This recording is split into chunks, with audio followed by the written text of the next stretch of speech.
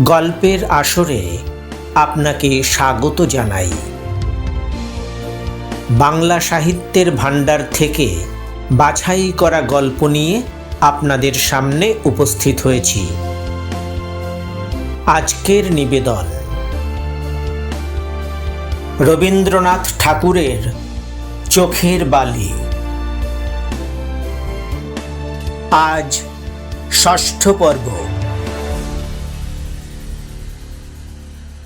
মহেন্দ্র ঘরে ফিরিয়া আসিবা মাত্র তাহার মুখ দেখিয়াই আশার মনের সমস্ত সংশয় ক্ষণকালের কুয়াশার মতো এক মুহূর্তেই কাটিয়া গেল। নিজের চিঠির কথা স্মরণ করিয়া লজ্জায় মহেন্দ্রের সামনে সে যেন মুখ তুলিতেই পারিল না। মহেন্দ্র তাহার উপরে ভর্ৎসনা করিয়া কহিল, এমন অপবাদ দিয়া চিঠিগুলা লিখিলে কি করিয়া? বলিয়া পকেট হইতে বহুবার পঠিত সেই চিঠি তিনখানি বাহির করিল। আশা ব্যাকুল হইয়া কহিল, তোমার পায়ে পড়ি, ও চিঠিগুলো ছিঁড়িয়া ফেল। বলিয়া মহেন্দ্রের হাত হইতে চিঠিগুলা লইবার জন্য ব্যস্ত হইয়া পড়িল। মহেন্দ্র তাহাকে নিরস্ত করিয়া সেগুলি পকেটে পুরিল। কহিল, আমি কর্তব্যের অনুরোধে গেলাম, আর তুমি আমার অভিপ্রায় বুঝিলে না, আমাকে সন্দেহ করিলে। আশা ছলছল চোখে কহিল, এবারকার মতো আমাকে মাপ করো, এমন আর কখনোই হইবে না। মহেন্দ্র কহিল, কখনো না? আশা কহিল, কখনো না। তখন মহেন্দ্র তাহাকে টানিয়া লইয়া চুম্বন করিল। আশা কহিল, চিঠিগুলা দাও, ছিঁড়িয়া ফেলি। মহেন্দ্র কহিল, না, ও থাক। আশা সবিনয় মনে করিল, আমার শাস্তি স্বরূপ এই চিঠিগুলি উনি রাখিলেন। এই চিঠির ব্যাপারে বিনোদিনীর উপর আশার মনটা একটু যেন বাঁকিয়া দাঁড়াইল। স্বামীর আগমন বার্তা লইয়া সে সখীর কাছে আনন্দ করিতে গেল না, বরঞ্চ বিনোদিনীকে একটু যেন এড়াইয়া গেল। বিনোদিনী সেটুকু লক্ষ্য করিল এবং কাজের ছল করিয়া একেবারে দূরে রহিল। মহেন্দ্র ভাবিল, এ তো বড় অদ্ভুত। আমি ভাবিয়াছিলাম এবার বিনোদিনীকে বিশেষ করিয়াই দেখা যাইবে, উল্টা হইল। তবে সে চিঠিগুলার অর্থ কি? নারীর হৃদয়ের রহস্য বুঝিবার কোনো চেষ্টা করিবে না বলিয়াই মহেন্দ্র মনকে দৃঢ় করিয়াছিল। ভাবিয়াছিল, বিনোদিনী যদি কাছে আসিবার চেষ্টা করে তবু আমি দূরে থাকিব। আজ সে মনে মনে কহিল, না, এ তো ঠিক হইতেছে না। যেন আমাদের মধ্যে সত্যই কি একটা বিকার ঘটিয়াছে। বিনোদিনীর সঙ্গে সহজ স্বাভাবিকভাবে কথাবার্তা আমোদ প্রমোদ করিয়া এই সংশয়াচ্ছন্ন গুমটের ভাবটা দূর করিয়া দেওয়া উচিত। আশাকে মহেন্দ্র কহিল, দেখিতেছি আমিই তোমার সখীর চোখের বালি হইলাম, আজকাল তাহার আর দেখাই পাওয়া যায় না। আশা উদাসীন ভাবে উত্তর করিল, কে জানে তাহার কি হইয়াছে। এদিকে রাজলক্ষ্মী আসিয়া কাঁদো কাঁদো হইয়া কহিলেন, বিপিনের বউকে তো আর ধরিয়া রাখা যায় না। মহেন্দ্র চকিত ভাব সামলাইয়া কহিল, কেন মা? রাজলক্ষ্মী কহিলেন, কি জানি বাছা, সে তো এবার বাড়ি যাইবার জন্য নিতান্তই ধরিয়া পড়িয়াছে। তুই তো কাহাকেও খাতির করিতে জানিস না। ভদ্রলোকের মেয়ে পরের বাড়িতে আছে, উহাকে আপনার লোকের মতো আদর যত্ন না করিলে থাকিবে কেন? বিনোদিনী শোবার ঘরে বসিয়া বিছানার চাদর সেলাই করিতেছিল। মহেন্দ্র প্রবেশ করিয়া ডাকিল, বালি। বিনোদিনী সংযত হইয়া বসিল। কহিল, কি মহেন্দ্রবাবু? মহেন্দ্র কহিল, কি সর্বনাশ! মহেন্দ্র আবার বাবু হইলেন কবে? বিনোদিনী আবার চাদর সেলাইয়ের দিকে নতচক্ষু নিবদ্ধ রাখিয়া কহিল, তবে কি বলিয়া ডাকিব? মহেন্দ্র কহিল, তোমার সখীকে যা বলো, চোখের বালি। বিনোদিনী অন্য দিনের মতো ঠাট্টা করিয়া তাহার কোনো উত্তর দিল না, সেলাই করিয়া যাইতে লাগিল। মহেন্দ্র কহিল, ওটা বুঝি সত্যকার সম্বন্ধ হইল, তাই ওটা আর পাতানো চলিতেছে না? বিনোদিনী একটু থামিয়া দাঁত দিয়া সেলাইয়ের প্রান্ত হইতে খানিকটা বাড়তি সুতা কাটিয়া ফেলিয়া কহিল, কি জানি, সে আপনি জানেন। বলিয়াই তাহার সর্বপ্রকার উত্তর চাপা দিয়া গম্ভীর মুখে কহিল, কালেজ হইতে হঠাৎ ফেরা হইল যে? মহেন্দ্র কহিল, কেবল মরা কাটিয়া আর কতদিন চলিবে? আবার বিনোদিনী দন্ত দিয়া সুতা ছেদন করিল এবং মুখ না তুলিয়াই কহিল, এখন বুঝি জীয়ন্তের আবশ্যক? মহেন্দ্র স্থির করিয়াছিল, আজ বিনোদিনীর সঙ্গে অত্যন্ত সহজ স্বাভাবিকভাবে হাস্য পরিহাস উত্তর প্রত্যুত্তর করিয়া আসর জমাইয়া তুলিবে। কিন্তু এমনই গাম্ভীর্যের ভার তাহার উপর চাপিয়া আসিল যে লঘু জবাব প্রাণপণ চেষ্টাতেও মুখের কাছে যোগাইল না। বিনোদিনী আজ কেমন একরকম কঠিন দূরত্ব রক্ষা করিয়া চলিতেছে দেখিয়া মহেন্দ্রের মনটা সবেগে তাহার দিকে অগ্রসর হইতে লাগিল। ব্যবধানটাকে কোনো একটা নাড়া দিয়া ভূমিষ্যাৎ করিতে ইচ্ছা হইল।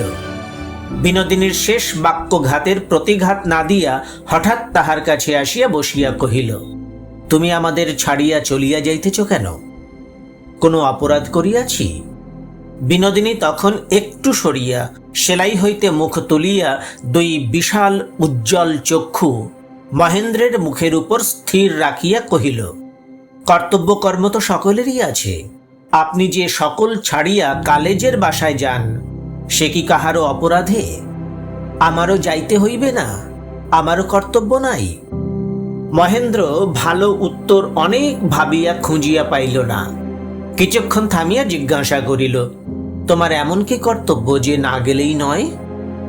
বিনোদিনী অত্যন্ত সাবধানে সূচিতে সুতা পড়াইতে পড়াইতে কহিল, কর্তব্য আছে কিনা সে নিজের মনই জানে, আপনার কাছে তাহার আর কি তালিকা দিব? মহেন্দ্র গম্ভীর চিন্তিত মুখে জানালার বাহিরে একটা সুদূর নারিকেল গাছের মাথার দিকে চাহিয়া অনেকক্ষণ চুপ করিয়া বসিয়া রহিল। বিনোদিনী নিঃশব্দে সেলাই করিয়া যাইতে লাগিল। ঘরে ছুঁচটি পড়িলে শব্দ শোনা যায় এমনই হইল। অনেকক্ষণ পরে মহেন্দ্র হঠাৎ কথা কহিল। অকস্মাৎ নিস্তব্ধতা ভঙ্গে বিনোদিনী চমকিয়া উঠিল। তাহার হাতে ছুঁচ ফুটিয়া গেল। মহেন্দ্র কহিল, তোমাকে কোনো অনুনয় বিনয়েই রাখা যাইবে না? বিনোদিনী তাহার আহত অঙ্গুলি হইতে রক্তবিন্দু শুষিয়া লইয়া কহিল, কিসের জন্য এত অনুনয় বিনয়? আমি থাকিলেই কি আর না থাকিলেই কি, আপনার তাহাতে কি আসে যায়? বলিতে বলিতে গলাটা যেন ভারী হইয়া আসিল। বিনোদিনী অত্যন্ত মাথা নিচু করিয়া সেলাইয়ের প্রতি একান্ত মনোনিবেশ করিল। মনে হইল হয়তোবা তাহার নত নেত্রের পল্লব প্রান্তে একটুখানি জলের রেখা দেখা দিয়াছে। মাঘের অপরাহ্ন তখন সন্ধ্যার অন্ধকারে মিলাইবার উপক্রম করিতেছিল। মহেন্দ্র মুহূর্তের মধ্যে বিনোদিনীর হাত চাপিয়া ধরিয়া রুদ্ধ সজল স্বরে কহিল, যদি তাহাতে আমার আসে যায় তবে তুমি থাকিবে? বিনোদিনী তাড়াতাড়ি হাত ছাড়াইয়া লইয়া সরিয়া বসিল। মহেন্দ্রের চমক ভাঙিয়া গেল। নিজের শেষ কথাটা ভীষণ ব্যঙ্গের মতো তাহার নিজের কানে বারংবার প্রতিধ্বনিত হইতে লাগিল। অপরাধী জিহ্বাকে মহেন্দ্র দন্ত দ্বারা দংশন করিল। এমন সময় এই নৈশব্দ পরিপূর্ণ ঘরের মধ্যে আশা প্রবেশ করিল। বিনোদিনী তৎক্ষণাৎ যেন পূর্ব কথোপকথনের অনুবৃত্তি স্বরূপে হাসিয়া মহেন্দ্রকে বলিয়া উঠিল, আমার গুমর তোমরা যখন এত বাড়াইলে, তখন আমারও কর্তব্য তোমাদের একটা কথা রাখা। যতক্ষণ না বিদায় দিবে ততক্ষণ রহিলাম। আশা স্বামীর কৃতকার্যতায় উৎফুল্ল হইয়া উঠিয়া সখীকে আলিঙ্গন করিয়া ধরিল। কহিল, তবে এই কথা রহিল, তাহা হইলে ৩ সত্য করো, যতক্ষণ না বিদায় দিব ততক্ষণ থাকিবে থাকিবে থাকিবে। বিনোদিনী ৩ বার স্বীকার করিল। আশা কহিল, ভাই চোখের বালি, সেই যদি রহিলেই তবে এত করিয়া সাধাইলে কেন? শেষকালে আমার স্বামীর কাছে তো হার মানিতে হইল। বিনোদিনী হাসিয়া কহিল, ঠাকুরপো, আমি হার মানিয়াছি না তোমাকে হার মানাইয়াছি? মহেন্দ্র এতক্ষণ স্তম্ভিত হইয়াছিল। মনে হইতেছিল তাহার অপরাধে যেন সমস্ত ঘর ভরিয়া রহিয়াছে, লাঞ্ছনা যেন তাহার সর্বাঙ্গ পরিবেষ্টন করিয়া।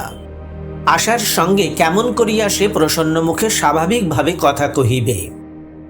এক মুহূর্তের মধ্যে কেমন করিয়া সে আপনার বিভৎস অসংযমকে সহাস্য চটুলতায় পরিণত করিবে? এই পৈশাচিক ইন্দ্রজাল তাহার আয়ত্তের বহির্ভূত ছিল। সে গম্ভীর মুখে কহিল, আমারই তো হার হইয়াছে, বলিয়াই ঘর হইতে বাহির হইয়া গেল। অনতিকাল পরেই আবার মহেন্দ্র ঘরের মধ্যে ঢুকিয়া বিনোদিনীকে কহিল, আমাকে মাপ করো। বিনোদিনী কহিল, অপরাধ কি করিয়াছ ঠাকুরপো? মহেন্দ্র কহিল, তোমাকে জোর করিয়া এখানে ধরিয়া রাখিবার অধিকার আমাদের নাই। বিনোদিনী হাসিয়া কহিল, জোর কই করিলে? তাহা তো দেখিলাম না। ভালোবাসিয়া ভালো মুখেই তো থাকিতে বলিলে, তাহাকে কি জোর বলে? বলো তো ভাই চোখের বালি, গায়ের জোর আর ভালোবাসা কি একই হইল? আশা তাহার সঙ্গে সম্পূর্ণ একমত হইয়া কহিল, কখনোই না। বিনোদিনী কহিল, ঠাকুরপো, তোমার ইচ্ছা আমি থাকি, আমি গেলে তোমার কষ্ট হইবে, সে তো আমার সৌভাগ্য। কি বলো ভাই চোখের বালি? সংসারে এমন সুহৃদ কয়জন পাওয়া যায়?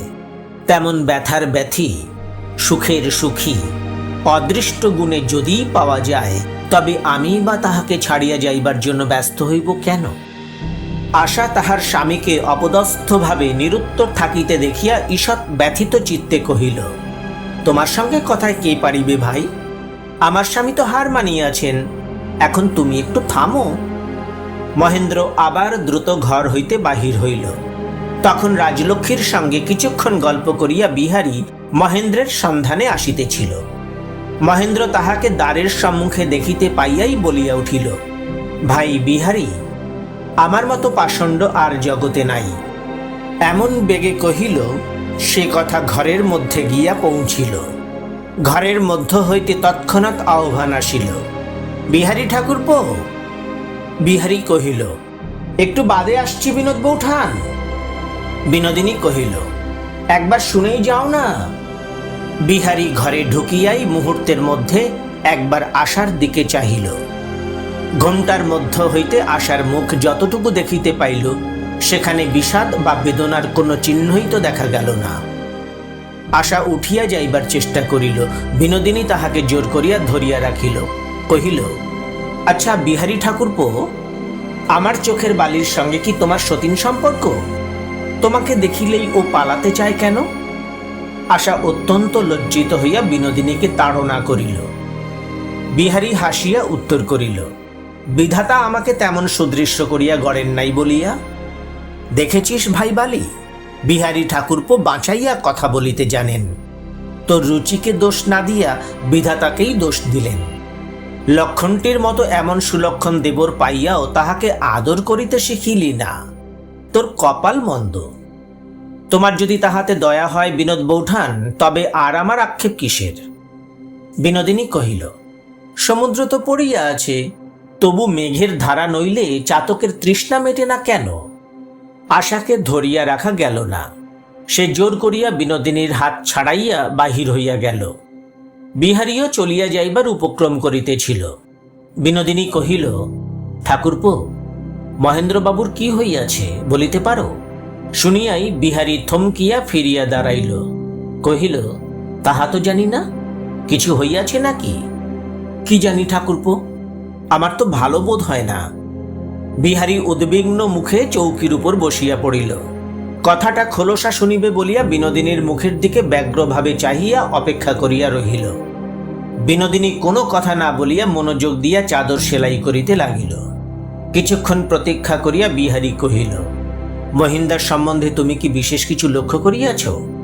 বিনোদিনী অত্যন্ত সাধারণভাবে কহিল, কি জানি ঠাকুরপো, আমার তো ভালো বোধ হয় না। আমার চোখের বালির জন্যে আমার কেবলই ভাবনা হয়। বলিয়া দীর্ঘ নিঃশ্বাস ফেলিয়া সেলাই রাখিয়া উঠিয়া যাইতে উদ্যত হইল। বিহারী ব্যস্ত হইয়া কহিল, বৌঠান, একটু বসো। বলিয়া একটা চৌকিতে বসিল। বিনোদিনী ঘরের সমস্ত জানালা দরজা সম্পূর্ণ খুলিয়া দিয়া কেরোসিনের বাতি উস্কাইয়া সেলাই টানিয়া লইয়া বিছানার দূর প্রান্তে গিয়া বসিল। কহিল, ঠাকুরপো, আমি তো চিরদিন এখানে থাকিব না, কিন্তু আমি চলিয়া গেলে আমার চোখের বালির উপর একটু দৃষ্টি রাখিও, সে যেন অসুখী না হয়। বলিয়া যেন হৃদয়োচ্ছ্বাস সংবরণ করিয়া লইবার জন্য বিনোদিনী অন্য দিকে মুখ ফিরাইল। বিহারী বলিয়া উঠিল, বৌঠান, তোমাকে থাকিতেই হইবে, তোমার নিজের বলিতে কেহ নাই। এই সরলা মেয়েটিকে সুখে দুঃখে রক্ষা করিবার ভার তুমি লও। তুমি তাহাকে ফেলিয়া গেলে আমি তো আর উপায় দেখি না। ঠাকুরপো, তুমি তো সংসারের গতিক জানো। এখানে বরাবর থাকিব কেমন করিয়া? লোকে কি বলিবে? লোকে যা বলে বলুক, তুমি কান দিও না। তুমি দেবী, অসহায়া বালিকাকে সংসারের নিষ্ঠুর আঘাত হইতে রক্ষা করা তোমারই উপযুক্ত কাজ। বৌঠান, আমি তোমাকে প্রথমে চিনি নাই, সেজন্য আমাকে ক্ষমা করো। আমিও সংকীর্ণ হৃদয় সাধারণ ইতর লোকদের মতো মনে মনে তোমার সম্বন্ধে অন্যায় ধারণা স্থান দিয়াছিলাম। একবার এমনও মনে হইয়াছিল যেন আশার সুখে তুমি ঈর্ষা করিতেছ, যেন, কিন্তু সেসব কথা মুখে উচ্চারণ করিতেও পাপ আছে। তারপরে তোমার দেবী হৃদয়ের পরিচয় আমি পাইয়াছি। তোমার উপর আমার গভীর ভক্তি জন্মিয়াছে বলিয়াই আজ তোমার কাছে আমার সমস্ত অপরাধ স্বীকার না করিয়া থাকিতে পারিলাম না। বিনোদিনীর সর্বশরীর পুলকিত হইয়া উঠিল। যদিও সে ছলনা করিতেছিল, তবু বিহারীর এই ভক্তি উপহার সে মনে মনেও মিথ্যা বলিয়া প্রত্যাখ্যান করিতে পারিল না। এমন জিনিস সে কখনো কাহারও কাছ হইতে পায় নাই। ক্ষণকালের জন্য মনে হইল সে যেন যথার্থই পবিত্র, উন্নত। আশার প্রতি একটা অনির্দেশ্য দয়ায় তাহার চোখ দিয়া জল পড়িতে লাগিল। সেই অশ্রুপাত সে বিহারীর কাছে গোপন করিল না, এবং সেই অশ্রুধারা বিনোদিনীর নিজের কাছে নিজেকে পূজনীয়া বলিয়া মোহ উৎপাদন করিল। বিহারী বিনোদিনীকে অশ্রু ফেলিতে দেখিয়া নিজের অশ্রুবেগ সংবরণ করিয়া উঠিয়া বাহিরে মহেন্দ্রের ঘরে গেল। মহেন্দ্র যে হঠাৎ নিজেকে পাষণ্ড বলিয়া কেন ঘোষণা করিল, বিহারী তাহার কোনো তাৎপর্য খুঁজিয়া পাইল না। ঘরে গিয়া দেখিল মহেন্দ্র নাই। খবর পাইল মহেন্দ্র বেড়াইতে বাহির হইয়াছে। পূর্বে মহেন্দ্র অকারণে কখনোই ঘর ছাড়িয়া বাহির হইত না। সুপরিচিত লোকের এবং সুপরিচিত ঘরের বাহিরে মহেন্দ্রের অত্যন্ত ক্লান্তি ও পীড়া বোধ হইত। বিহারী ভাবিতে ভাবিতে ধীরে ধীরে বাড়ি চলিয়া গেল। বিনোদিনী আশাকে নিজের শয়ন ঘরে আনিয়া বুকের কাছে টানিয়া দুই চক্ষু জলে ভরিয়া কহিল, ভাই চোখের বালি, আমি বড় হতভাগিনী, আমি বড় অলক্ষণা। আশা ব্যথিত হইয়া তাহাকে বাহুপাশে বেষ্টন করিয়া স্নেহার্দ্র কণ্ঠে বলিল, কেন ভাই, অমন কথা কেন বলিতেছ? বিনোদিনী রোদনোচ্ছ্বসিত শিশুর মতো আশার বক্ষে মুখ রাখিয়া কহিল, আমি যেখানে থাকিব সেখানে কেবল মন্দই হইবে। দে ভাই, আমাকে ছাড়িয়া দে, আমি আমার জঙ্গলের মধ্যে চলিয়া যাই। আশা চিবুকে হাত দিয়া বিনোদিনীর মুখ তুলিয়া ধরিয়া কহিল, লক্ষ্মীটি ভাই, অমন কথা বলিস নে। তোকে ছাড়িয়া আমি থাকিতে পারিব না। আমাকে ছাড়িয়া যাইবার কথা কেন আজ তোর মনে আসিল? মহেন্দ্রের দেখা না পাইয়া বিহারী কোনো একটা ছুতায় পুনর্বার বিনোদিনীর ঘরে আসিয়া মহেন্দ্র ও আশার মধ্যবর্তী আশঙ্কার কথাটা আরেকটু স্পষ্ট করিয়া শুনিবার জন্য উপস্থিত হইল। মহেন্দ্রকে পরদিন সকালে তাহাদের বাড়ি খাইতে যাইতে বলিবার জন্য বিনোদিনীকে অনুরোধ করিবার উপলক্ষ লইয়া সে উপস্থিত হইল। বিনোদ বৌঠান বলিয়া ডাকিয়াই হঠাৎ কেরোসিনের উজ্জ্বল আলোকে বাহির হইতেই আলিঙ্গনবদ্ধ শাস্ত্রনেত্র দুই সখীকে দেখিয়াই থমকিয়া দাঁড়াইল। আশার হঠাৎ মনে হইল নিশ্চয়ই বিহারী তাহার চোখের বালিকে কোনো অন্যায় নিন্দা করিয়া কিছু বলিয়াছে, তাই সে আজ এমন করিয়া চলিয়া যাইবার কথা তুলিয়াছে। বিনোদবাবুর ভারী অন্যায়, উহার মন ভালো নয়। আশা বিরক্ত হইয়া বাহির হইয়া আসিল। বিহারীও বিনোদিনীর প্রতি ভক্তির মাত্রা চড়াইয়া বিগলিত হৃদয়ে দ্রুত প্রস্থান করিল। সেদিন রাত্রে মহেন্দ্র আশাকে কহিল, চুনি, আমি কাল সকালের প্যাসেঞ্জারেই কাশী চলিয়া যাইব। আশার বক্ষস্থল ধক করিয়া উঠিল। কহিল, কেন? মহেন্দ্র কহিল, কাকিমাকে অনেক দিন দেখি নাই। শুনিয়া আশা বড়ই লজ্জা বোধ করিল। একথা পূর্বেই তাহার মনে উদয় হওয়া উচিত ছিল। নিজের সুখ দুঃখের আকর্ষণে স্নেহময়ী মাসিমাকে এসে যে ভুলিয়াছিল, অথচ মহেন্দ্র সেই প্রবাসী তপস্বিনীকে মনে করিয়াছে ইহাতে নিজেকে কঠিন হৃদয়া বলিয়া বড়ই ধিক্কার জন্মিল। মহেন্দ্র কহিল, তিনি আমারই হাতে তাহার সংসারের একমাত্র স্নেহের ধনকে সমর্পণ করিয়া দিয়া চলিয়া গেছেন। তাহাকে একবার না দেখিয়া আমি কিছুতেই সুস্থির হইতে পারিতেছি না। বলিতে বলিতে মহেন্দ্রের কণ্ঠ বাষ্পরুদ্ধ হইয়া আসিল। স্নেহপূর্ণ নীরব আশীর্বাদ ও অব্যক্ত মঙ্গল কামনার সহিত বারংবার সে আশার ললাট ও মস্তকের উপর দক্ষিণ করতল চালনা করিতে লাগিল। আশা এই অকস্মাৎ স্নেহাবেগের সম্পূর্ণ মর্ম বুঝিতে পারিল না। কেবল তাহার হৃদয় বিগলিত হইয়া অশ্রু পড়িতে লাগিল।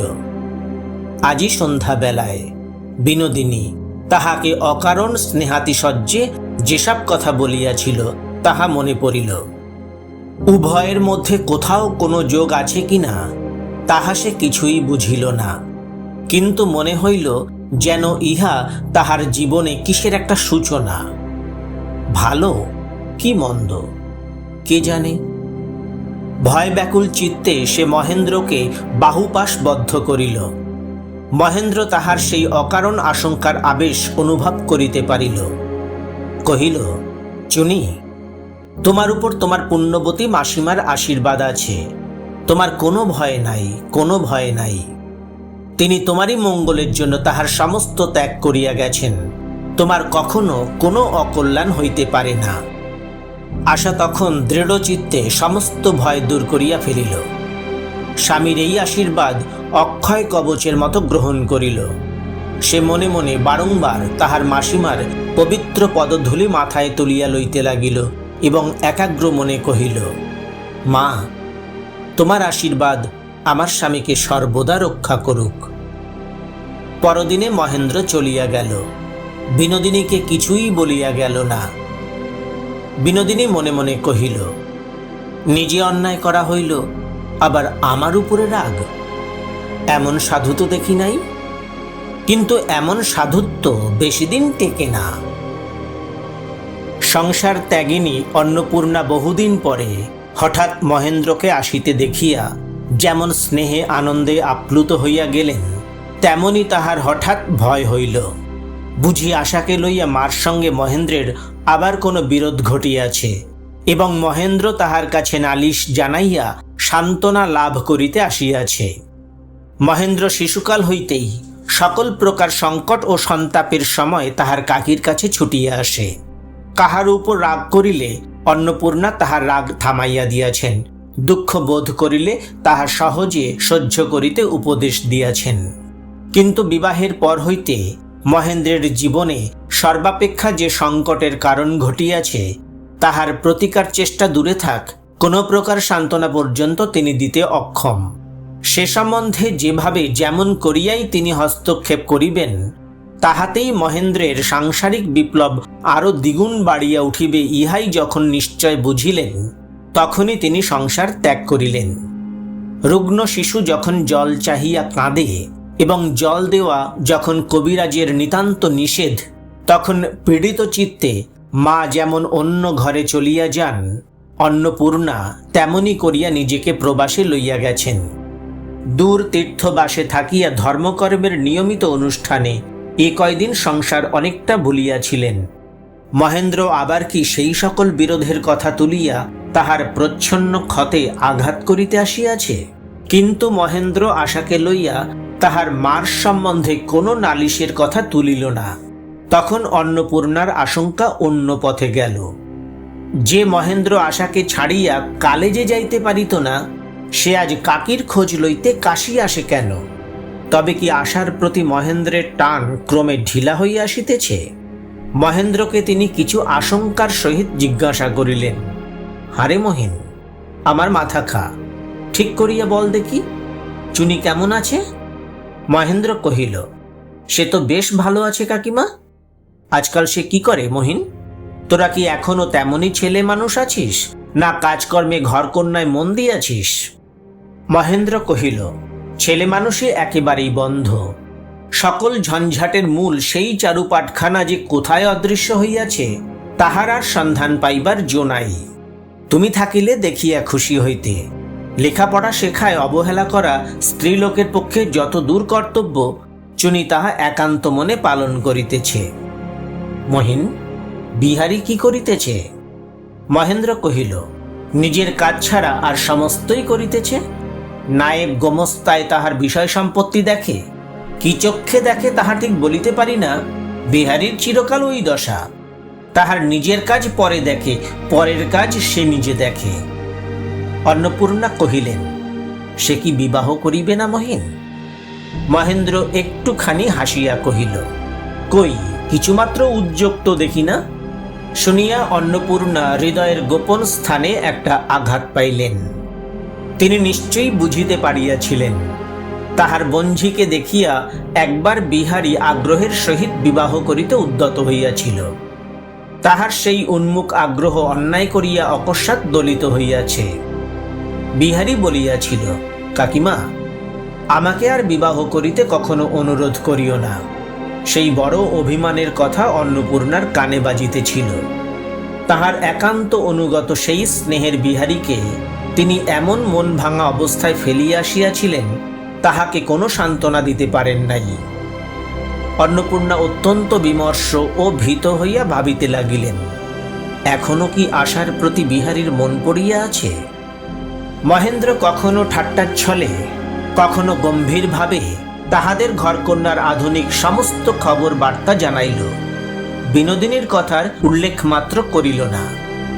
এখন কলেজ খোলা, কাশীতে মহেন্দ্রের বেশি দিন থাকিবার কথা নয়, কিন্তু কঠিন রোগের পর স্বাস্থ্যকর আবহাওয়ার মধ্যে গিয়া আরোগ্য লাভের যে সুখ, মহেন্দ্র কাশীতে অন্নপূর্ণার নিকটে থাকিয়া প্রতিদিন সেই সুখ অনুভব করিতেছিল।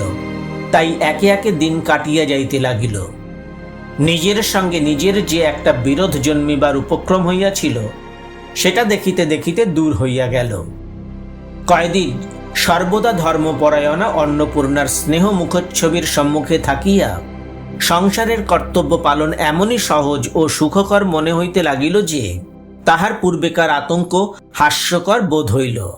মনে হইল বিনোদিনী কিছুই না, এমনকি তাহার মুখের চেহারাই মহেন্দ্র স্পষ্ট করিয়া মনে আনিতে পারে না। অবশেষে মহেন্দ্র খুব জোর করিয়াই মনে মনে কহিল, আশাকে আমার হৃদয় হইতে এক চুল সরাইয়া বসিতে পারে এমন তো আমি কোথাও কাহাকেও দেখিতে পাই না। মহেন্দ্র অন্নপূর্ণাকে কহিল, কাকিমা, আমার কলেজ কামাই যাইতেছে, এবারকার মতো তবে আসি। যদিও তুমি সংসারের মায়া কাটাইয়া একান্তে আসিয়া আছো, তবু অনুমতি করো, মাঝে মাঝে আসিয়া তোমার পায়ের ধুলা লইয়া যাইব। মহেন্দ্র গৃহে ফিরিয়া আসিয়া যখন আশাকে তাহার মাসির স্নেহপোহার সিঁদুরের কৌটা ও একটি সাদা পাথরের চুমকি ঘটি দিল, তখন তাহার চোখ দিয়া ঝরঝর করিয়া জল পড়িতে লাগিল। মাসিমার সেই পরম স্নেহময় ধৈর্য ও মাসিমার প্রতি তাহাদের ও তাহার শাশুড়ির নানা প্রকার উপদ্রব স্মরণ করিয়া তাহার হৃদয় ব্যাকুল হইয়া উঠিল। স্বামীকে জানাইল, আমার বড় ইচ্ছা করে আমি একবার মাসিমার কাছে গিয়া তাহার ক্ষমা ও পায়ের ধুলা লইয়া আসি। সে কি কোনো মতেই ঘটিতে পারে না? মহেন্দ্র আশার বেদনা বুঝিল এবং কিছুদিনের জন্য কাশীতে সে তাহার মাসিমার কাছে যায়, ইহাতে তাহার সম্মতিও হইল। কিন্তু পুনর্বার কলেজ কামাই করিয়া আশাকে কাশী পৌঁছাইয়া দিতে তাহার দ্বিধা বোধ হইতে লাগিল। আশা কহিল, জ্যাঠাইমা তো অল্প দিনের মধ্যেই কাশী যাইবেন, সেই সঙ্গে গেলে কি ক্ষতি আছে? মহেন্দ্র রাজলক্ষ্মীকে গিয়া কহিল, মা, বউ একবার কাশীতে কাকিমাকে দেখিতে যাইতে চায়। রাজলক্ষ্মী শ্লেষ বাক্যে কহিলেন, বউ যাইতে চান তো অবশ্যই যাইবেন, যাও, তাহাকে লইয়া যাও। মহেন্দ্র যে আবার অন্নপূর্ণার কাছে যাতায়াত আরম্ভ করিল, ইহা রাজলক্ষ্মীর ভালো লাগে নাই। বধূর যাইবার প্রস্তাবে তিনি মনে মনে আরো বিরক্ত হইয়া উঠিলেন। মহেন্দ্র কহিল, আমার কলেজ আছে, আমি রাখিতে যাইতে পারিব না, তাহার জ্যাঠামশায়ের সঙ্গে যাইবে। রাজলক্ষ্মী কহিলেন, সে তো ভালো কথা, জ্যাঠামশাইরা বড় লোক, কখনো আমাদের মতো গরিবের ছায়া মারান না, তাহাদের সঙ্গে যাইতে পারিলে কত গৌরব।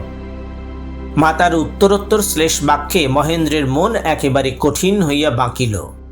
সে কোনো উত্তর না দিয়া আশাকে কাশী পাঠাইতে দৃঢ় প্রতিজ্ঞ হইয়া চলিয়া গেল। বিহারী যখন রাজলক্ষ্মীর সঙ্গে দেখা করিতে আসিল, রাজলক্ষ্মী কহিলেন, ও বিহারী, শুনিয়াছিস আমাদের বৌমা যে কাশী যাইতে ইচ্ছা করিয়াছেন? বিহারী কহিল, বলো কি মা, মহিন্দা আবার কালেজ কামাই করিয়া কাশী যাইবে? রাজলক্ষ্মী কহিলেন, না না, মহিন কেন যাইবেন? তা হইলে আর বিবিয়ানা হইল কই? মহিন এখানে থাকিবেন, বউ তাহার জ্যাঠামশায়ের সঙ্গে কাশী যাইবেন। সবাই সাহেব বিবি হইয়া উঠিল। বিহারী মনে মনে উদ্বিগ্ন হইল। বর্তমান কালের সাহেবিয়ানা স্মরণ করিয়া নহে। বিহারী ভাবিতে লাগিল, ব্যাপারখানা কি? মহেন্দ্র যখন কাশী গেল, আশা এখানে রহিল, আবার মহেন্দ্র যখন ফিরিল তখন আশা কাশী যাইতে চাহিতেছে। দুজনের মাঝখানে একটা কি গুরুতর ব্যাপার ঘটিয়াছে। এমন করিয়া কতদিন চলিবে? বন্ধু হইয়াও আমরা ইহার কোনো প্রতিকার করিতে পারিবে না, দূরে দাঁড়াইয়া থাকিব? মাতার ব্যবহারে অত্যন্ত ক্ষুব্ধ হইয়া মহেন্দ্র তাহার শয়ন ঘরে আসিয়া বসিয়াছিল। বিনোদিনী ইতিমধ্যে মহেন্দ্রের সঙ্গে সাক্ষাৎ করে নাই, তাই আশা তাহাকে পাশের ঘর হইতে মহেন্দ্রের কাছে লইয়া আসিবার জন্য অনুরোধ করিতেছিল। এমন সময় বিহারী আসিয়া মহেন্দ্রকে জিজ্ঞাসা করিল, আশা বৌঠানের কি কাশী যাওয়া স্থির হইয়াছে? মহেন্দ্র কহিল, না হইবে কেন? বাধাটা কি আছে? বিহারী কহিল, বাধার কথা কে বলিতেছে? কিন্তু হঠাৎ এ খেয়াল তোমাদের মাথায় আসিল যে? মহেন্দ্র কহিল, মাসিকে দেখিবার ইচ্ছা, প্রবাসী আত্মীয়ের জন্য ব্যাকুলতা, মানব চরিত্রে এমন মাঝে মাঝে ঘটিয়া থাকে। বিহারী জিজ্ঞাসা করিল, তুমি সঙ্গে যাইতেছ? প্রশ্ন শুনিয়াই মহেন্দ্র ভাবিল, জ্যাঠার সঙ্গে আশাকে পাঠানো সংযত নহে। এই কথা লইয়া আলোচনা করিতে বিহারী আসিয়াছে। পাছে অধিক কথা বলিতে গেলে ক্রোধ উচ্ছ্বসিত হইয়া ওঠে, তাই সংক্ষেপে বলিল, না। বিহারী মহেন্দ্রকে চিনিত। সে যে রাগিয়াছে তাহা বিহারীর অগোচর ছিল না। একবার জিদ ধরিলে তাহাকে টলানো যায় না, তাহাও সে জানিত। তাই মহেন্দ্রের যাওয়ার কথা আর তুলিল না। মনে মনে ভাবিল, বেচারা আশা যদি কোনো বেদনা বহন করিয়াই চলিয়া যাইতেছে হয়, তবে সঙ্গে বিনোদিনী গেলে তাহার সান্ত্বনা হইবে। তাই ধীরে ধীরে কহিল, বিনোদ বৌঠান তার সঙ্গে গেলে হয় না? মহেন্দ্র গর্জন করিয়া উঠিল, বিহারী, তোমার মনের ভিতর যে কথাটা আছে তাহা স্পষ্ট করিয়া বলো। আমার সঙ্গে অসরলতা করিবার কোনো দরকার দেখি না। আমি জানি তুমি মনে মনে সন্দেহ করিয়াছ আমি বিনোদিনীকে ভালোবাসি। মিথ্যা কথা, আমি বাসি না। আমাকে রক্ষা করিবার জন্য তোমাকে পাহারা দিয়ে বেড়াইতে হইবে না। তুমি এখন নিজেকে রক্ষা করো। যদি সরল বন্ধুত্ব তোমার মনে থাকিত, তবে বহুদিন আগে তুমি আমার কাছে তোমার মনের কথা বলিতে এবং নিজেকে বন্ধুর অন্তঃপুর হইতে বহু দূরে লইয়া যাইতে। আমি তোমার মুখের সামনে স্পষ্ট করিয়া বলিতেছি, তুমি আশাকে ভালোবাসিয়াছ। অত্যন্ত বেদনার স্থানে দুই পা দিয়া মাড়াইয়া দিলে আহত ব্যক্তি মুহূর্তকাল বিচার না করিয়া আঘাতকারীকে যেমন সবলে ধাক্কা দিয়া ফেলিতে চেষ্টা করে, রুদ্ধকণ্ঠ বিহারী তেমনি পাংশু মুখে তাহার চৌকি হইতে উঠিয়া মহেন্দ্রের দিকে ধাবিত হইল। হঠাৎ থামিয়া বহু কষ্টে স্বর বাহির করিয়া কহিল, ঈশ্বর তোমাকে ক্ষমা করুন, আমি বিদায় হই। বলিয়া টলিতে টলিতে ঘর হইতে বাহির হইয়া গেল। পাশের ঘর হইতে বিনোদিনী ছুটিয়া আসিয়া ডাকিল, বিহারী ঠাকুরপো। বিহারী দেয়ালে ভর করিয়া একটুখানি হাসিবার চেষ্টা করিয়া কহিল, কি বিনোদ বৌঠান? বিনোদিনী কহিল, ঠাকুরপো, চোখের বালির সঙ্গে আমিও কাশীতে যাইব। বিহারী কহিল, নানা বৌঠান, সে হইবে না, সে কিছুতেই হইবে না। তোমাকে মিনতি করিতেছি, আমার কথায় কিছুই করিও না। আমি এখানকার কেহ নই, আমি এখানকার কিছুতেই হস্তক্ষেপ করিতে চাহি না, তাহাতে ভালো হইবে না। তুমি দেবী, তুমি যাহা ভালো বোধ করো তাহাই করিও, আমি চলিলাম। বলিয়া বিহারী বিনোদিনীকে বিনম্র নমস্কার করিয়া চলিল। বিনোদিনী কহিল, আমি দেবী নই ঠাকুরপো, শুনিয়া যাও। তুমি চলিয়া গেলে কাহারও ভালো হইবে না, ইহার পরে আমাকে দোষ দিও না। বিহারী চলিয়া গেল। মহেন্দ্র স্তম্ভিত হইয়া বসিয়াছিল। বিনোদিনী তাহার প্রতি জ্বলন্ত বজ্রের মতো একটা কঠোর কটাক্ষ নিক্ষেপ করিয়া পাশের ঘরে চলিয়া গেল। সে ঘরে আশা একান্ত লজ্জায় সংকোচে মরিয়া যাইতেছিল। বিহারী তাহাকে ভালোবাসে এ কথা মহেন্দ্রের মুখে শুনিয়া সে আর মুখ তুলিতে পারিতেছিল না, কিন্তু তাহার উপর বিনোদিনীর আর দয়া হইল না। আশা যদি তখন চোখ তুলিয়া চাহিত, তাহা হইলে সে ভয় পাইত। সমস্ত সংসারের উপর বিনোদিনীর যেন খুন চাপিয়া গেছে। মিথ্যা কথা বটে, বিনোদিনীকে কেহই ভালোবাসে না বটে, সকলেই ভালোবাসে এই লজ্জাবতী ননির পুতুলটিকে। মহেন্দ্র সেই যে আবেগের মুখে বিহারীকে বলিয়াছিল আমি পাষণ্ড, তাহার পর আবেগ শান্তির পর হইতে সেই হঠাৎ আত্মপ্রকাশের জন্য সে বিহারীর কাছে কুণ্ঠিত হইয়াছিল। সে মনে করিতেছিল তাহার সব কথাই যেন ব্যক্ত হইয়া গেছে। সে বিনোদিনীকে ভালোবাসে না, অথচ বিহারী জানিয়াছে যে সে ভালোবাসে। ইহাতে বিহারীর উপরে তাহার বড় একটা বিরক্তি জন্মিতেছিল। বিশেষত তাহার পর হইতে যতবার বিহারী তাহার সম্মুখে আসিতেছিল, তাহার মনে হইতেছিল যেন বিহারী সকৌতূহলে তাহার একটা ভিতরকার কথা খুঁজিয়া বেড়াইতেছে। সেই সমস্ত বিরক্তি উত্তরোত্তর জমিতেছিল, আজ একটু আঘাতেই বাহির হইয়া পড়িল।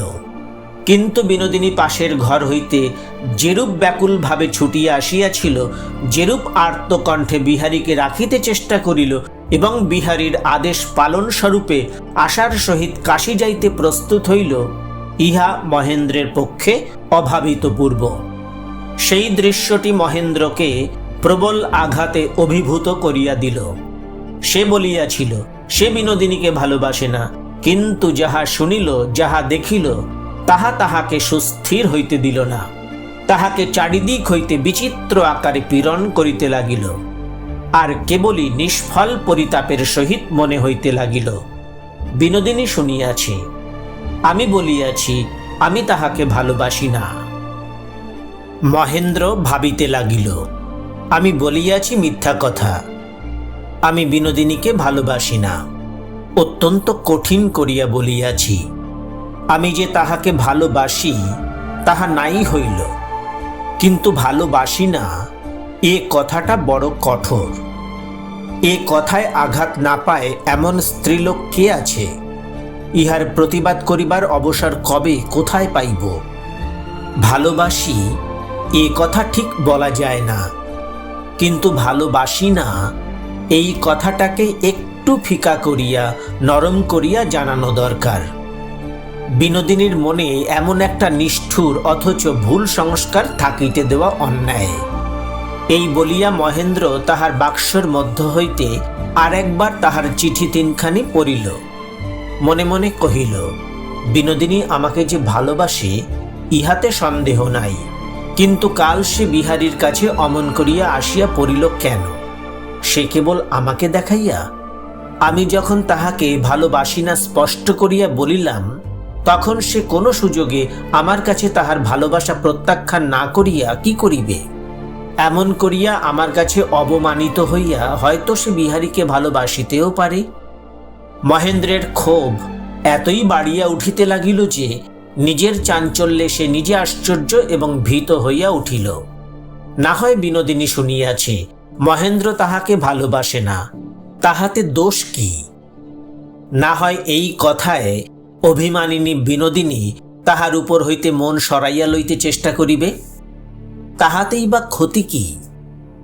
ঝড়ের সময় নৌকার শিকল যেমন নোঙরকে টানিয়া ধরে, মহেন্দ্র তেমনি ব্যাকুলতার সঙ্গে আশাকে যেন অতিরিক্ত জোর করিয়া ধরিল।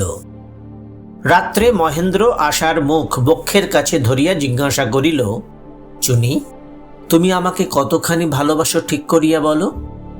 আশা ভাবিল, এ কেমন প্রশ্ন? বিহারীকে লইয়া অত্যন্ত লজ্জাজনক যে কথাটা উঠিয়াছে, তাহাতেই কি তাহার উপরে সংশয়ের ছায়া পড়িয়াছে? সে লজ্জায় মরিয়া গিয়া কহিল, ছি ছি, আজ তুমি এমন প্রশ্ন কেন করিলে? তোমার দুটি পায়ে পড়ি, আমাকে খুলিয়া বলো, আমার ভালোবাসায় তুমি কবে কোথায় কি অভাব দেখিয়াছ? মহেন্দ্র আশাকে পীড়ন করিয়া তাহার মাধুর্য বাহির করিবার জন্য কহিল, তবে তুমি কাশী যাইতে চাহিতেছ কেন? আশা কহিল, আমি কাশী যাইতে চাই না, আমি কোথাও যাইব না। তখন তো চাহিয়াছিলে? আশা অত্যন্ত পীড়িত হইয়া কহিল, তুমি তো জানো কেন চাহিয়াছিলাম। আমাকে ছাড়িয়া তোমার মাসির কাছে বোধহয় বেশ সুখে থাকিতে। আশা কহিল, কখনো না, আমি সুখের জন্য যাইতে চাহি নাই। মহেন্দ্র কহিল, আমি সত্য বলিতেছি চুনি, তুমি আর কাহাকেও বিবাহ করিলে ঢের বেশি সুখী হইতে পারিতে। শুনিয়া আশা চকিতের মধ্যে মহেন্দ্রের বক্ষ হইতে সরিয়া গিয়া বালিশে মুখ ঢাকিয়া কাঠের মতো আড়ষ্ট হইয়া রহিল। মুহূর্ত পরেই তাহার কান্না আর চাপা রহিল না। মহেন্দ্র তাহাকে সান্ত্বনা দিবার জন্য বক্ষে তুলিয়া লইবার চেষ্টা করিল, আশা বালিশ ছাড়িল না। পতিব্রতার এই অভিমানে মহেন্দ্র সুখে, গর্বে, ধিক্কারে ক্ষুব্ধ হইতে লাগিল। যেসব কথা ভিতরে ভিতরে আভাসে ছিল, সেইগুলা হঠাৎ স্পষ্ট কথায় পরিস্ফুট হইয়া সকলেরই মনে একটা গোলমাল বাঁধাইয়া দিল। বিনোদিনী মনে মনে ভাবিতে লাগিল, এমন স্পষ্ট অভিযোগের বিরুদ্ধে বিহারী কেন কোনো প্রতিবাদ করিল না? যদি সে মিথ্যা প্রতিবাদও করিত, তাহা হইলেও যেন বিনোদিনী একটু খুশি হইত। বেশ হইয়াছে, মহেন্দ্র বিহারীকে যে আঘাত করিয়াছে তাহা তাহার প্রাপ্যই ছিল। বিহারীর মতো অমন মহৎ লোক কেন আশাকে ভালোবাসিবে?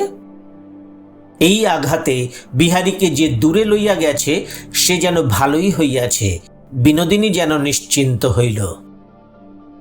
কিন্তু বিহারীর সেই মৃত্যুবানাহত রক্তহীন পাংশু মুখ বিনোদিনীকে সকল কর্মের মধ্যে যেন অনুসরণ করিয়া ফিরিল। বিনোদিনীর অন্তরে যে সেবাপরায়ণা নারী প্রকৃতি ছিল, সে সেই আর্ত মুখ দেখিয়া কাঁদিতে লাগিল। রুগ্ন শিশুকে যেমন মাতা বুকের কাছে দোলাইয়া বেড়ায়, তেমনি সেই আতুর মূর্তিকে বিনোদিনী আপন হৃদয়ের মধ্যে রাখিয়া দোলাইতে লাগিল। তাহাকে সুস্থ করিয়া সেই মুখে আবার রক্তের রেখা, প্রাণের প্রবাহ, হাস্যের বিকাশ দেখিবার জন্য বিনোদিনীর একটা অধীর ঔৎসুক্য জন্মিল।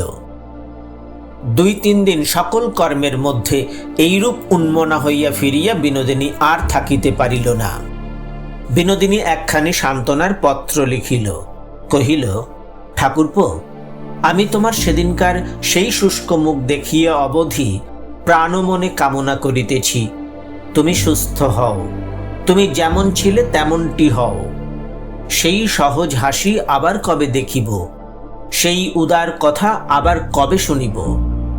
তুমি কেমন আছো, আমাকে একটি ছত্র লিখিয়া জানাও। তোমার বিনোদ বৌঠান। বিনোদিনী দারোয়ানের হাত দিয়া বিহারীর ঠিকানায় চিঠি পাঠাইয়া দিল। আশাকে বিহারী ভালোবাসে, এ কথা যে এমন রূঢ় করিয়া, এমন গর্হিতভাবে মহেন্দ্র মুখে উচ্চারণ করিতে পারিবে, তাহা বিহারী স্বপ্নেও কল্পনা করে নাই। কারণ সে নিজেও এমন কথা স্পষ্ট করিয়া কখনো মনে স্থান দেয় নাই। প্রথমটা বজ্রাহত হইল, তারপরে ক্রোধে ঘৃণায় ছটফট করিয়া বলিতে লাগিল, অন্যায়, অসঙ্গত, অমূলক। কিন্তু কথাটা যখন একবার উচ্চারিত হইয়াছে, তখন তাহাকে আর সম্পূর্ণ মারিয়া ফেলা যায় না। তাহার মধ্যে যেটুকু সত্যের বীজ ছিল, তাহা দেখিতে দেখিতে অঙ্কুরিত হইয়া উঠিতে লাগিল।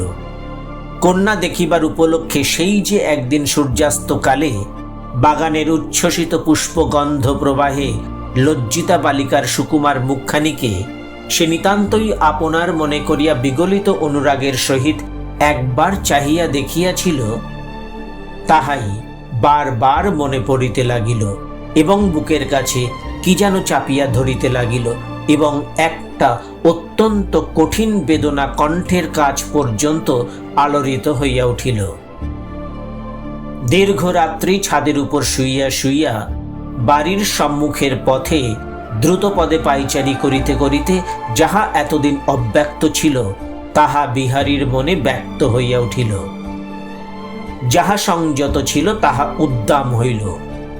নিজের কাছেও যাহার কোনো প্রমাণ ছিল না, মহেন্দ্রের বাক্যে তাহা বিরাট প্রাণ পাইয়া বিহারীর অন্তর বাহির ব্যক্ত করিয়া দিল।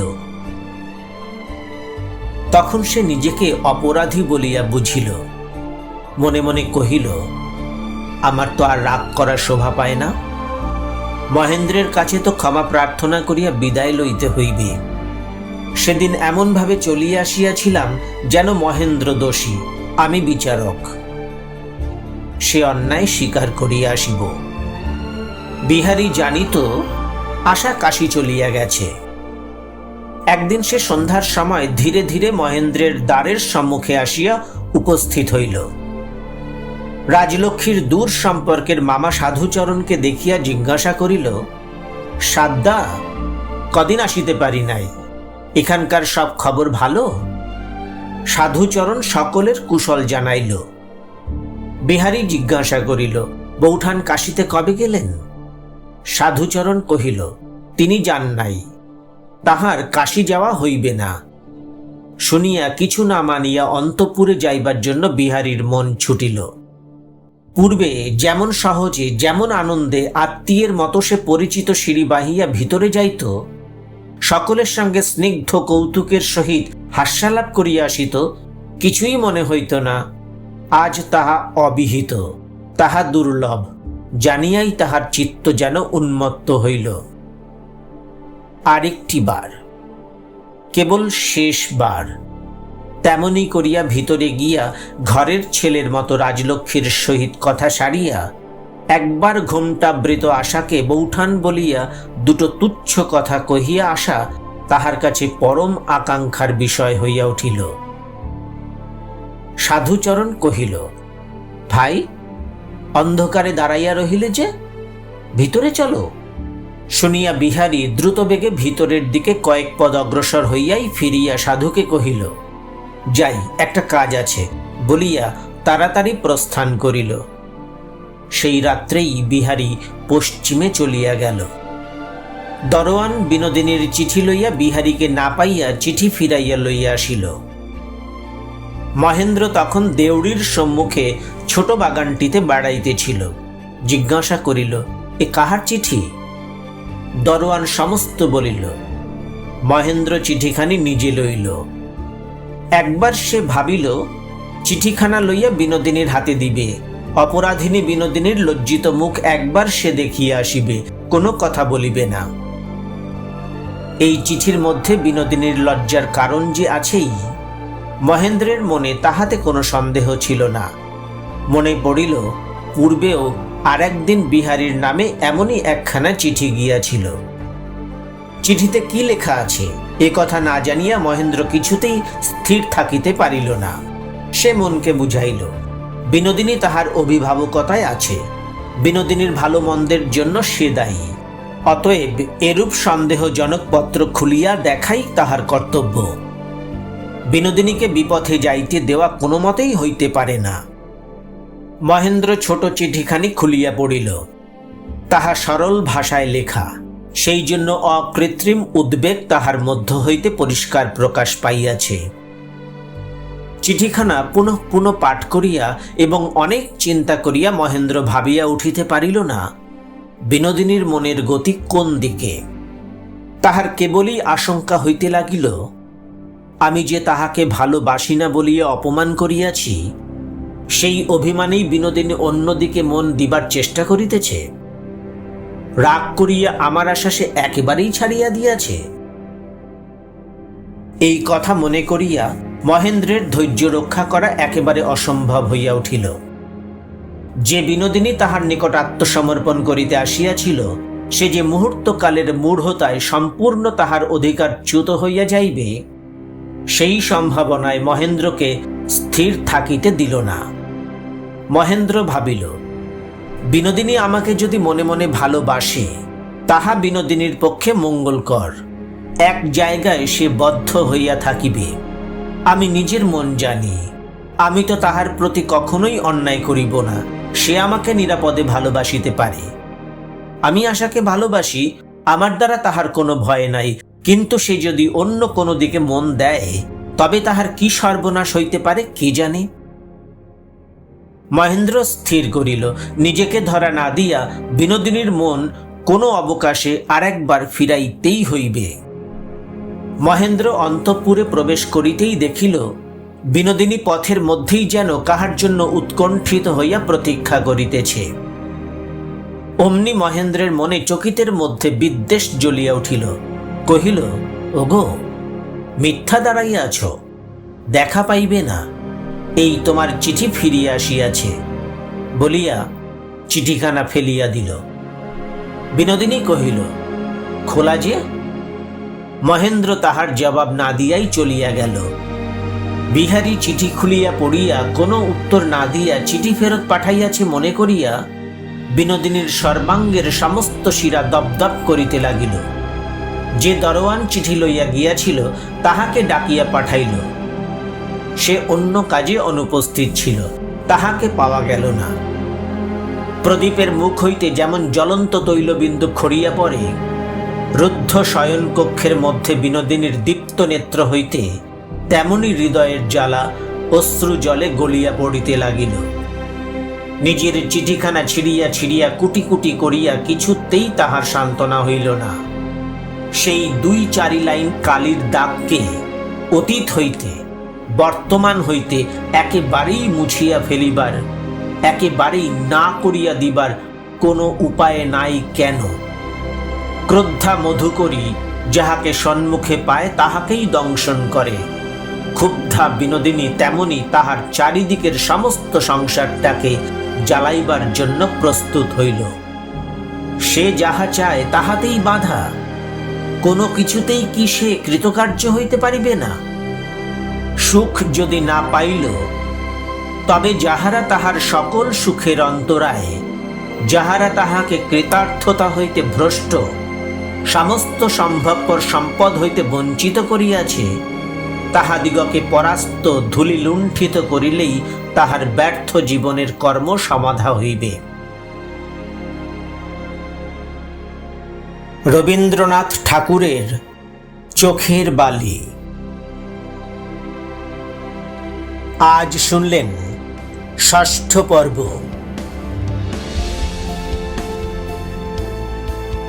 এই পাঠ আপনাদের ভালো লাগলে আমার এই প্রয়াস সার্থক হবে। সপ্তাহের প্রতি রবিবার ও শনিবার ঠিক দুপুর 2টায় নতুন গল্প পাঠের ভিডিও নিয়ে আপনাদের সামনে উপস্থিত হব। আমার এই ইউটিউব চ্যানেলটিকে সাবস্ক্রাইব করার, মন্তব্য লেখার এবং নতুন ভিডিওর নোটিফিকেশন পেতে বেল আইকনটি প্রেস করার আন্তরিক অনুরোধ জানাই।